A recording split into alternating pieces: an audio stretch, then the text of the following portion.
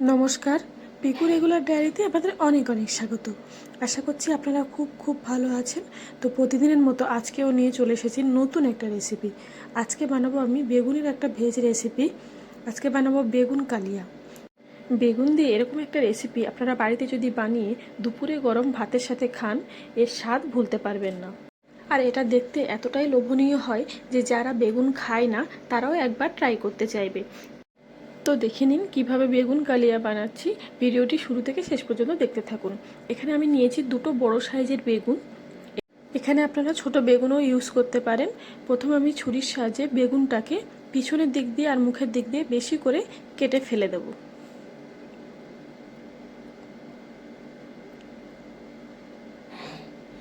তারপর বেগুনটাকে যতটা পারবো একটু বড় সাইজ করে কেটে নেব, নাহলে রান্না করার পর গলে যেতে পারে খুব তাড়াতাড়ি।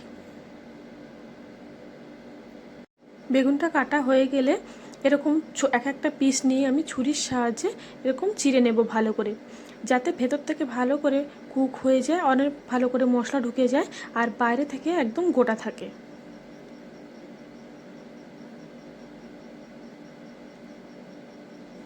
এরকম ডিজাইন করে আমি সব বেগুনগুলোই কেটে নেব।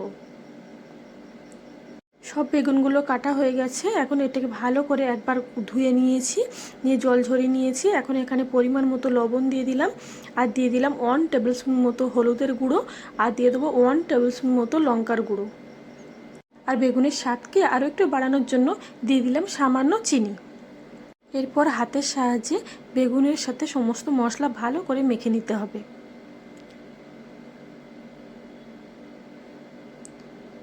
এখানে আমার বেগুন ভালো করে মাখা হয়ে গেছে।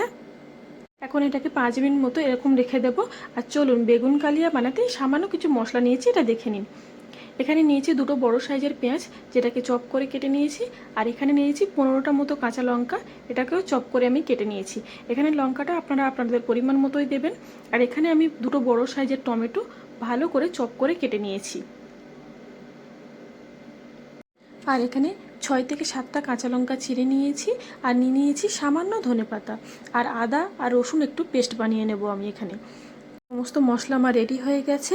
এখন চলুন গ্যাসের ফ্লেমটাকে আমি অন করে দিয়েছি, একটা কড়া বসিয়ে দিয়েছি। কড়াটা গরম হওয়া পর্যন্ত আমি অপেক্ষা করব। কড়াটা আমার গরম হয়ে গেছে। এখানে আমি দিয়ে দিলাম 100 গ্রাম মতো সাদা তেল।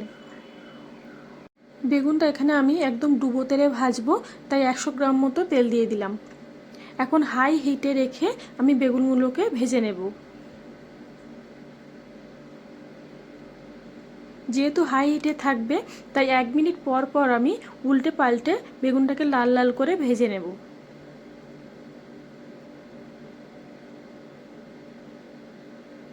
আমার 1 পিঠ করে ভাজা হয়ে গেছে। এখন উল্টে পাল্টে আরও 1 পিঠ আমি ভেজে নেব।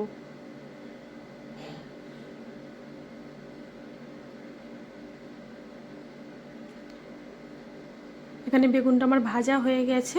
এখন আমি তুলে নেব, কিন্তু একটা প্লেটের মধ্যে বেগুনটা আলাদা আলাদা করে রাখবো, নাহলে বেগুন ঠান্ডা হয়ে গেলে একটার গায়ে আরেকটা লেগে যেতে পারে।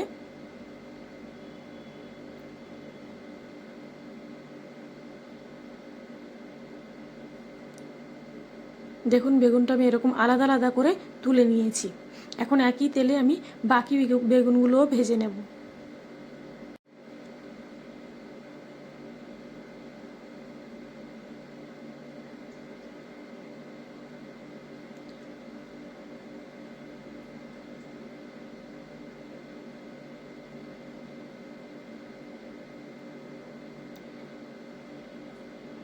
এটা আমার 1 মিনিট মতো ভাজা হয়ে গেছে।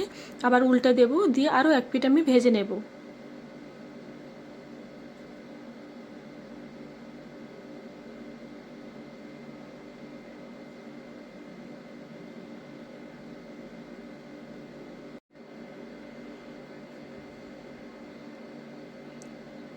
বেগুনগুলো এখানে আমার প্রায় ভাজা হয়ে গেছে। আমি এগুলোকে এবার তুলে নেব।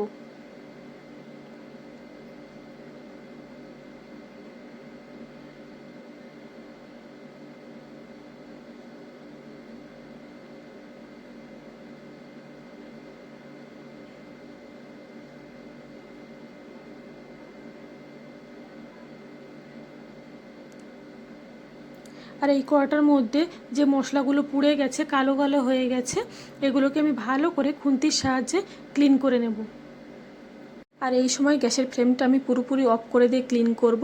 ক্লিন করা হয়ে গেলে এই একই তেলের মধ্যে আরও 25 গ্রাম মতো তেল দিয়ে দিয়েছি আর গ্যাসের ফ্লেমটাকে আবার অন করে দিয়েছি। আর তেলটা গরম হতেই এর মধ্যে সামান্য কালো জিরে দিয়ে দিয়েছি আর দিয়ে দেবো আগে থেকে কুচিয়ে রাখা পেঁয়াজটা। দিয়ে হাই ফ্লেমে রেখে আমি পেঁয়াজটাকে লাল লাল করে ভেজে নেব 1 মিনিট মতো।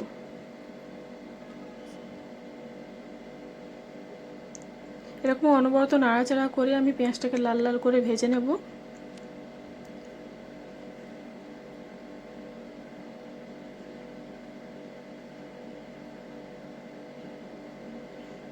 পেঁয়াজটা এখানে প্রায় আমার লাল লাল হয়ে গেছে। এখন এর মধ্যে দিয়ে দেবো আমি 1 টেবিল স্পুন মতো রসুন বাটা আর 1 টেবিল স্পুন মতো আদা বাটা। দিয়ে গ্যাসের ফ্লেমটাকে মিডিয়াম টু লোতে করে দেব। দিয়ে মশলাটাকে ভালো করে 2 মিনিট মতো কষিয়ে নেব।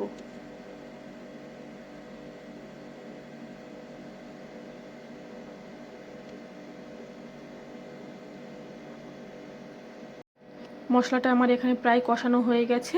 2 মিনিট পর এখন এর মধ্যে দিয়ে দেবো আমি কুচিয়ে রাখা কাঁচা লঙ্কাগুলো। দিয়ে এর মধ্যে দিয়ে দেবো যে টমেটোটা কুচিয়ে রেখেছিলাম ওটা দিয়ে দেব।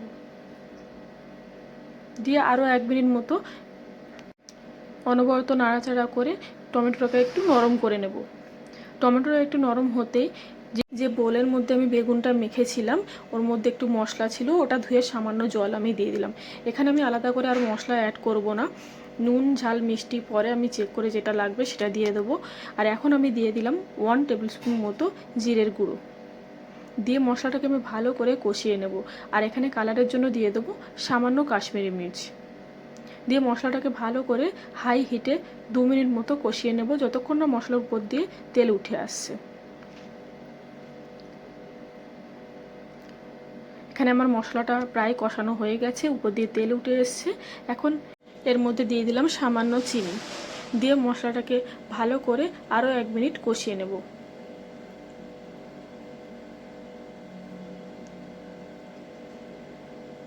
আরও 1 মিনিট কষানোর পর এর মধ্যে আমি বেগুনগুলো দিয়ে দেব।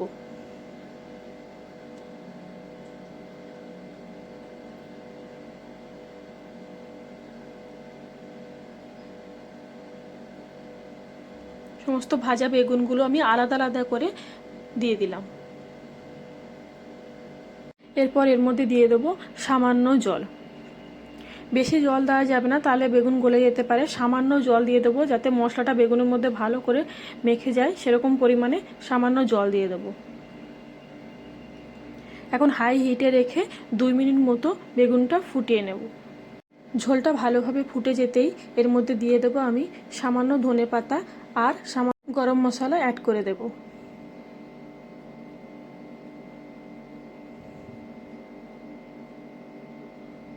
এই সময় এর টেস্টটা দেখে নেব, নুন ঝাল মিষ্টি সব কিছু ঠিক আছে কিনা।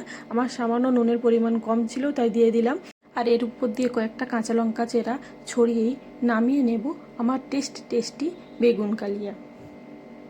এভাবে আপনারা বাড়িতেই খুব সহজে আর খুব কম উপকরণ দিয়ে আর কম সময়ের মধ্যেই বানিয়ে নিতে পারেন টেস্টি বেগুন কালিয়া।